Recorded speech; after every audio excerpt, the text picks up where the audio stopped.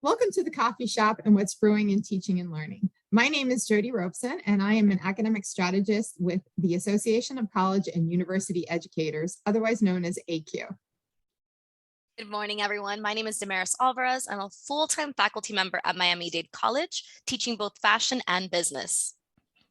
Hi, everyone. My name is Michelle Levine, and I am the Associate Vice President for the Center for Teaching Excellence and Learning at Broward College. Good morning, everyone. My name is Wendy Varela, and I am the Senior Director of Faculty Development at Broward College. Well, you just heard me share that I am with ACUE. I only joined ACUE this past year. The coffee shop team is a homebrewed initiative that started in 2020 and came out of our institution's partnership with ACUE at that point in time. We are not paid by ACUE to do our coffee shop work. We are a group of enthusiastic educators who is excited to go ahead and connect and share with faculty across the country. Our offerings are free and open to anyone. We hope you will join us after you hear today's presentation. Before we start talking about the coffee shop, we wanted to give you a little background information about ACUE and who ACUE is. So ACUE's mission is to ensure student success and equity through quality instruction. So as we know, many college instructors often have subject matter expertise, but not necessarily a background in education. And as our world is constantly changing, we know that best teaching practices are always evolving. And what ACUE has done is put together a spectacular course in teaching best practices that includes subjects from creating an inclusive environment, designing a quality course, using active learning strategies, and many more effective best practices to make a quality course in a higher education environment.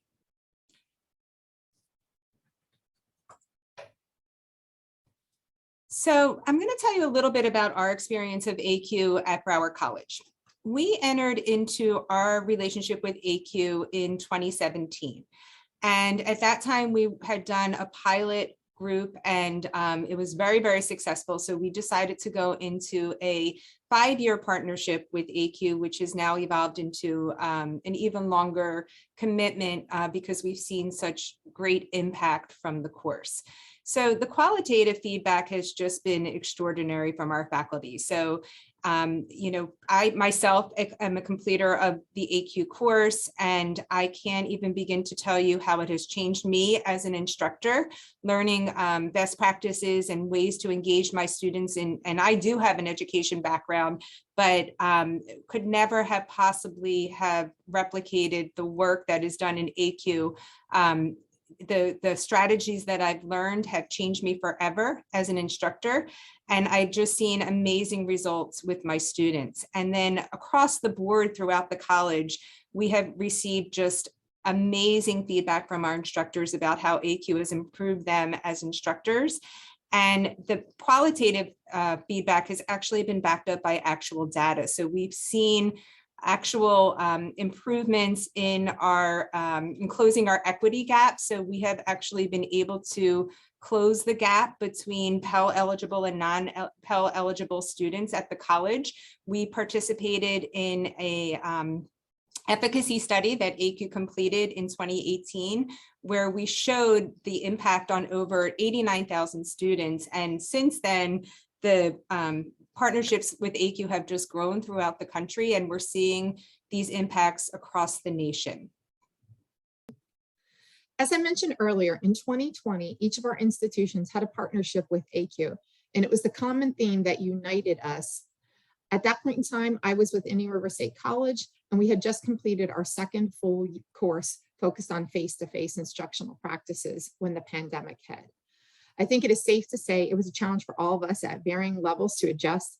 And I recognized as a director of our Center for Teaching and Learning that there was a thirst or a need for faculty to have these conversations as we pivoted to online. As we engaged with the ACUE course, it was recommended that we provide a forum for students to come together to have conversations and to learn from one another. So I decided to reach out to the academic director that I was working with at that time and ask her if she could connect me with some other institutions in the state of Florida that were partners. Fast forward about 2 weeks and we created the coffee shop. So what is our mission? Our mission is to connect faculty across disciplines and across institutions throughout the country by providing them a forum to come together and have conversations about student success and equity in higher education by sharing with and learning from each other. We rely on evidence-based teaching practices and continue the conversations that we were learning as we engaged with the ACUE course. So who are we and what do we do? We offer espresso shots and we offer webinars. Our webinars are consist of 2 baristas. Each one of the baristas has a 10 to 15-minute presentation. After the presentation, we go into breakout rooms and then have an opportunity to discuss the practices that were shared. And then we end in the main room with a debrief. Our espresso shots are slightly different, but follow a similar pattern where our baristas, in this case, again, 2 of them, share a video clip of a practice that they've learned about or how they've tweaked a practice that they've learned about in ACUE. And then we show that video during our espresso shot session. We break out into the breakout rooms and offer an opportunity to have a discussion about those practices and how we can incorporate them in our classrooms. And then we come back together again in the main room to have a debrief. We hope today that as you hear about these opportunities, whether it's the webinar or an espresso shot, that you will consider joining us. We started out as 5 institutions wanting to go ahead and support our faculty at each of our institutions, but we found very quickly that it was really important to continue these conversations and expand across the country to offer this opportunity to everyone. Thank you. So for today's learning outcomes, you'll be able to identify and explain the purpose and mission of the coffee shop. You'll be able to share best practices and value gained from cross-disciplinary and cross-institutional collaborations. And then lastly, you'll be able to identify and share practical applications on evidence-based pedagogical practices proven to improve student achievement and close the equity gaps. So I will now turn it over to Professor Damaris Alvarez, who will give you a little sneak peek onto one of our coffee shop sessions. All right, good morning, everyone. My name is Damaris Alvarez, and I am a full-time faculty member at Miami-Dade College. I am also a member of the coffee shop, and I'm so excited to be here this morning and talk to you a little bit about what we do at the coffee shop. So before I was a member of the coffee shop team, I was actually one of the baristas that presented during one of the webinars. And I was fortunate enough to talk during one of the topics about helping students persist. So as you guys can see, every time that we have a webinar, we give a certain topic to our baristas that is tied to ACUE that they can discuss regarding what we're going to talk about in terms of the topic and how we can help our students. So in this case, we were talking about helping students persist, and we're going to talk a little bit more about my webinar, my discussion, and what I do in terms of helping students persist and how we share tips during our coffee shop webinars with each other so we can learn and help and engage students. So for my particular strategy, I chose something that I like to call an entrance ticket. Now, why did I choose it? Well, the first thing is it is related to the exit ticket that is found on ACUE. If you're not familiar with ACUE or have not yet taken the ACUE credential, an exit ticket is a ticket that we do at the end of a class so that students can write down something that they found interesting, confusing, etc. about the class. This way, the instructor in the next class, at the beginning of the class, can cover any topics that students found confusing or still had questions about while leaving on that last class that they had their meeting on. Now, when I saw this, I thought to myself, what a great thing, right? What a great strategy, because we're making sure that students are not leaving with any questions. But I figured that it also meant that we had to realize what were the issues that students were coming into the classroom from the beginning with, right? From day one, what are those issues and how can we help? So I came up with a strategy called entrance tickets. And in the entrance tickets, I asked students to write down things that they need in order to be successful in the classroom. And I asked this from day one. And the reason why I came up with this strategy was because after getting together with faculty and having faculty awareness for empathy of student hardships, I realized that there are many things that students need outside of the classroom that we were not able to help them with inside of the classroom. So for example, during one of my PD webinars that I did for another course, we talked through another professor, we talked about his math class, and he let me know how he realized a student was failing on week 8. When he talked to the student, he let them know, what's going on that you're failing my class? It's week 8, you haven't done any of the assignments. At this point the instructor found out that the student could not afford a graphing calculator. Now we are now in week 8, we're halfway through the semester. It is very difficult to help a student go from a failing grade to a passing grade when we've already gone through half of the semester. So I realized that it's important for us to have an entrance ticket, because if from day 1 we're able to understand where our student needs are, especially at a community college level, then we can help them from the get-go, right? For instance, if we would have known with that entrance ticket that the student could not afford the graphing calculator, we could either change the way we're going to do our course, or we could provide graphing calculators for our students. We could let them know about different resources like financial aid options that provide maybe some stipends where a student can use that money to go ahead and buy a graphing calculator, an app where the student can use for a free graphing calculator, but find a way to help that student from day 1 and not wait until week 8 or week 16 when the student does not have any way to actually pass the course to help them. Now, how does it relate to helping students persist? Everything that we do, we related back to the topic that we're talking about related to ACUE. And in this case, with entrance tickets, it can mean the difference between a passing and a failing student, right? Because financial and personal hardship is very much tied into student success. In other words, what's happening outside of the classroom very much affects what is going on inside of our classrooms. And for instance, at Miami-Dade College, there are many different resources that we provide for students that could prevent some of these issues that are happening outside of the classroom from letting them fail inside of the classroom. Like for instance, we know that mental health has been something that has really been significant due to the pandemic, and it has been something that we've been talking about a lot due to the pandemic and the shift that we've had going from being very extroverted people that get together often to people who are now working from home, who are isolated. Students feel isolated, they're working from a computer, they don't have the connection with their peers. Well, Miami-Dade provides 10 free mental health counseling sessions that help students with anxiety, with reducing stress, with reducing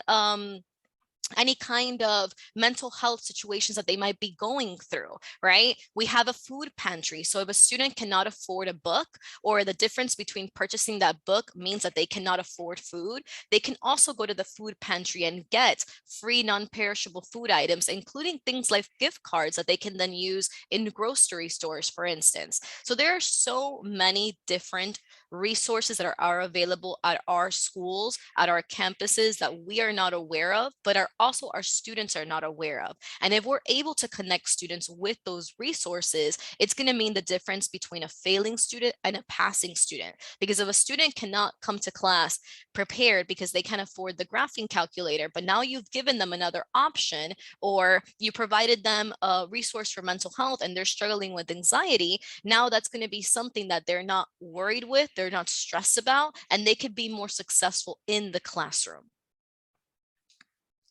Now, what is my modality? I actually teach both synchronous and asynchronous learning. I teach face-to-face. I teach online, fully online, so asynchronous, as well as I teach MDC Live, which is a new modality that we have at Miami-Dade College, where we teach in a virtual platform just like we're doing right now, and we teach through Zoom.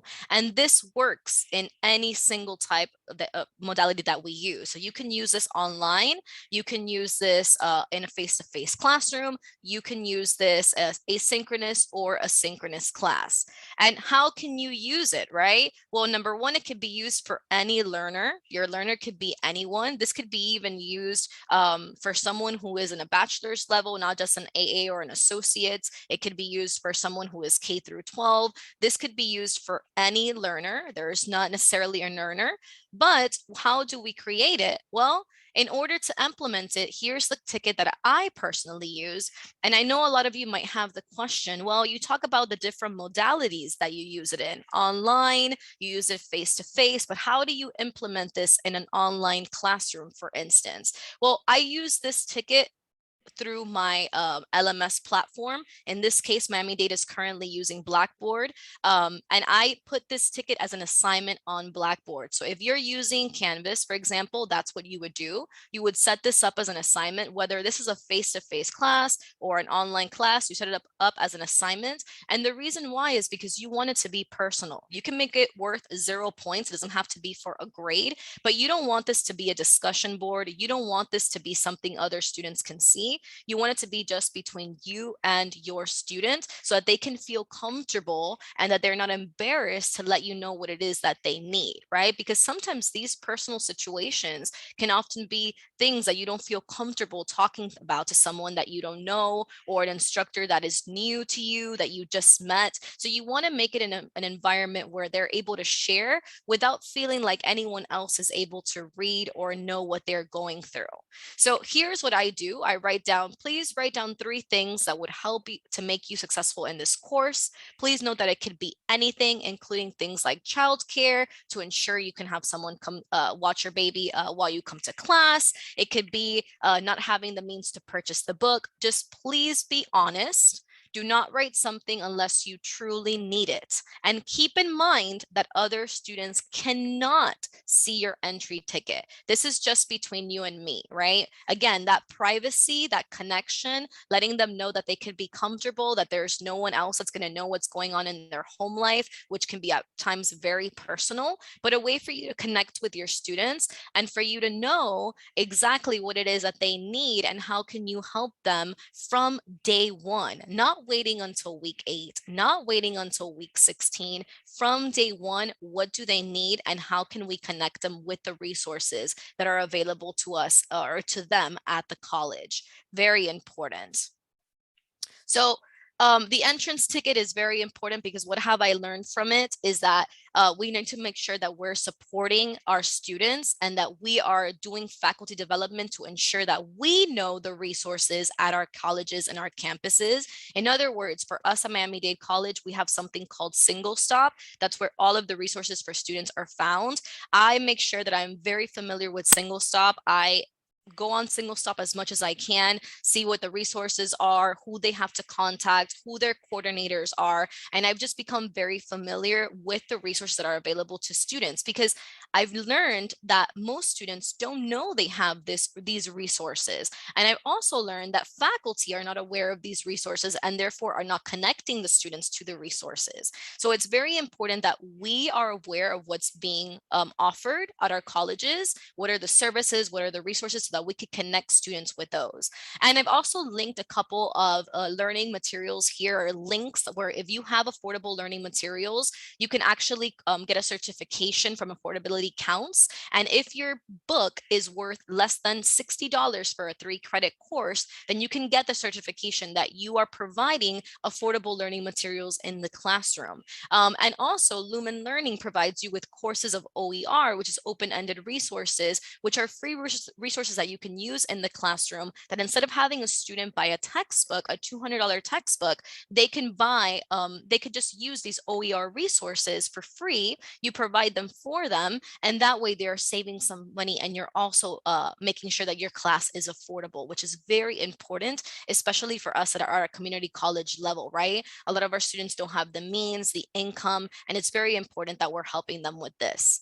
Now, when it comes to everything that has to do with YouTube and recording yourself and all of that stuff, all the nitty gritty that comes with having an LMS platform or things your students might not know, I have a YouTube channel full of resources that you can sign up for. I create videos regarding LMS like Blackboard, like Canvas, and just a ton of different resources that you can use. So please subscribe to my channel. And if you have a video that you would like for me to create for you, I am happy to do so. All you have to do is send me a comment in one of my videos that have already been created. Let me know what you need, and I'm happy to get that video done for you so you can have that resource for you or for your students. Now, let's do a small short reflection here of what have you learned. I want you to think about what we have discussed in terms of helping students persist and the entrance ticket. And I want you to think, have you used this practice? If so, how have you used it? And how will you be able to adjust it in the future? And if you have never used this practice, how will you use it in the future? Let's take a few moments to reflect about what we have learned and give a few ideas of how we can use this practice.